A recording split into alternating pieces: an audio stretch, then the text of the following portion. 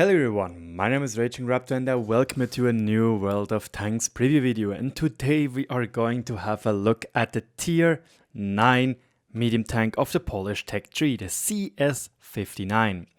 And well, this tank looks kind of boring on the first glance, and on the second glance it looks like a mixture between an AMX 30B with an M48 or M46 pattern.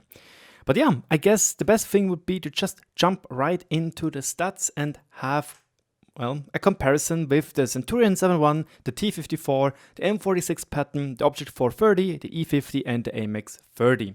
I decided to sneak in the T54 because I personally had a feeling that this 59 the CS-59 kind of has a feeling of a T55 maybe, or a T54 in that sense. Because that's also what Wargaming said in their preview video about those tanks, that they are inspired by Russian technology.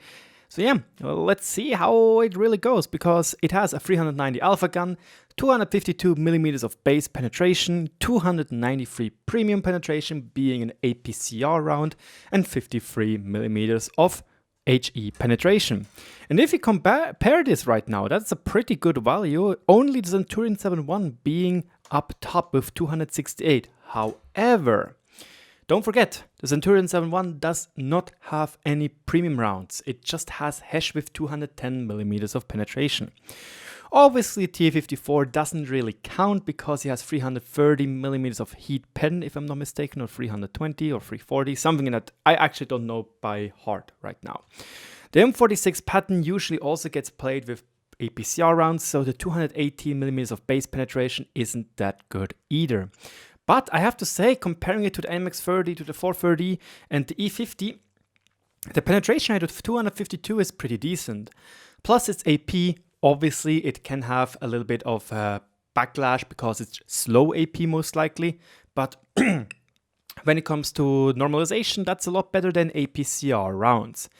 With its 8.8 seconds reload time, well, it is basically in the middle of the field, or actually a little bit above the middle of the field. You can see it is only shy of the AMX 30's DPM, and other than that, it is on top. 2659 DPM makes it one of the best 390 alpha DPM guns in tier 9, which is very interesting in my opinion. However, again, you might know it already, the issue is more DPM in the game might lead to quicker games, or even quicker games. Now, let's go to the gun handling part. 0.38 accuracy, obviously it's not that great, but it's not as bad as what the T54 and the M46 has, or the 430, and it is roughly on par with the AMX 30. I am sorry that I do not have the tank soft stats of the CS-59. They sadly didn't get provided with the additional information. So yeah, I'm sorry. If we get them, I will most likely just write them down in the comment section below, so you know it in the pinned comment. 2.5 seconds aim time is a little bit on the longish side, but it is comparable to what they have with the T54 and the Object 430. It's not too bad, but it's also not that good. 47 degrees of turret traverse speed is pretty fast in my personal opinion, but now comes the kicker. Minus 9 degrees of gun depression. That is a very good value. It's only getting overshined by the M46 10s and the Centurion 7.1 10 degrees of gun depression. Gun elevation with 20 degrees is totally what all the others also roughly have, but the 9 degrees, that's a really nice and small added bonus over the tank like the AMX 30 or the E50, or especially the T54 and the Object 430U. There you will notice it the most. So yeah, right now we already can see from the gun-wise at least that it's a mixture between a Centurion 7.1 and the AMX 30 when it comes to penetration, taking a little bit from the Centurion. And when it comes to DPM, it is very inclined to be as AMX 30 2.0. Now, the mobility part is also fairly interesting. 50 kph top speed, it's something the other tanks also have. 18 HP per ton ratio, it's also pretty decent. It's literally what the Object 430 has. Excuse me, not what the 430 has. What the Centurion 7.1 has with 18.2, which is a fairly formidable and good HP per ton ratio.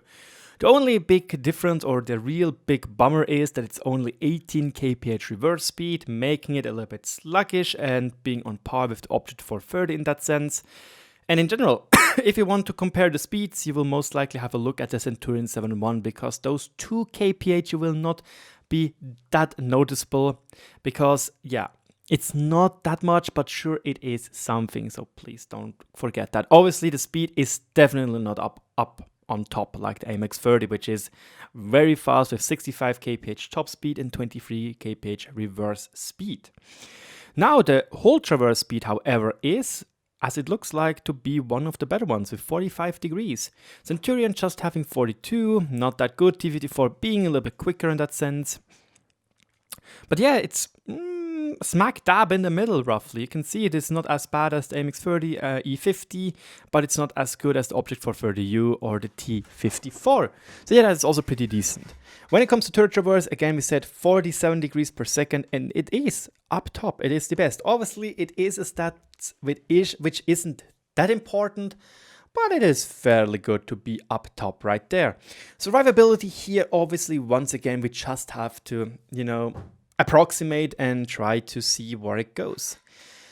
Interesting is, the whole armor is only slightly better on the front than the Tier 8, much worse on the side than the Tier 8. The turret traverse is also, the turret armor is also much worse than what the Tier 8 has. That is pretty interesting. It kind of shifts around a little bit the mobility and the gun for armor, It gives a little bit better gun stats rather than armor stats, which is interesting. So I'd say when it comes to the whole armor, it is probably comparable to what we have on the Centurion or the T54, where maybe it is a mix in between. It can bounce some shots, but I don't think it will be the best bouncer out there. The turret armor with just 130 millimeters in the front, that is very, very, very, very, very low, and is something which will most likely be the worst out of all the bunch. Yes, the AMX30 just has 150, but don't forget the gun mantlet is pretty darn big on the AMX30 and can absorb a decent chunk of shots. However, 390 meters of view range is also not that bad. Sure, it is not the best, as you can see. This one goes to the Patton and the Centurion. But 390 is totally something you can work with, and it is very comfortable to use. 400 would be the best thing all around, but 390 with a good crew, with vents, with optics, we should have no issue to get the big view ranges.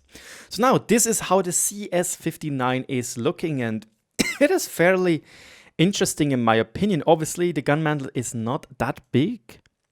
The cupolas are there, but they are not as huge as the Tier 9 has, the Tier 8 has them. Interestingly enough as well, again, the whole upper front plate armor should be in theory 110 millimeters, but it doesn't look that nicely angled. So armor-wise will probably be an issue, but the biggest issue will be the side armor with just 45 millimeters. Sure, you have some, what's it called?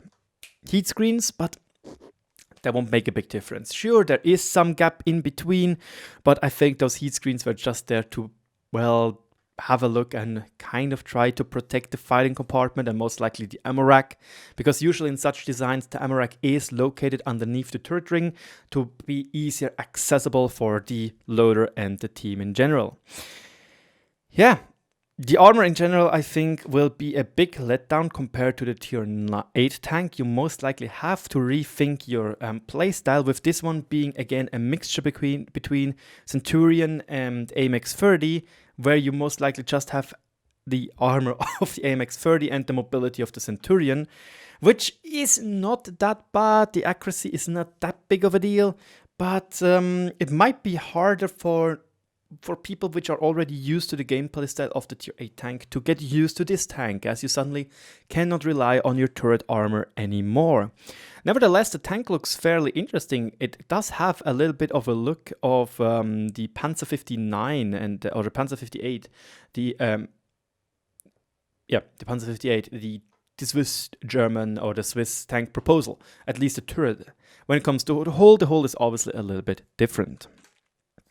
Now, to the conclusion, you also might see that this tank has a little bit of different, different gun breech right here. I don't know, those were just a picture we got we got from Wargaming. So I guess this gun right here may or may not be the stock gun, being the one of the tier 8 tank, where this one will be the one of the tier 9 one with the bigger breech, which makes sense as it is a bigger caliber.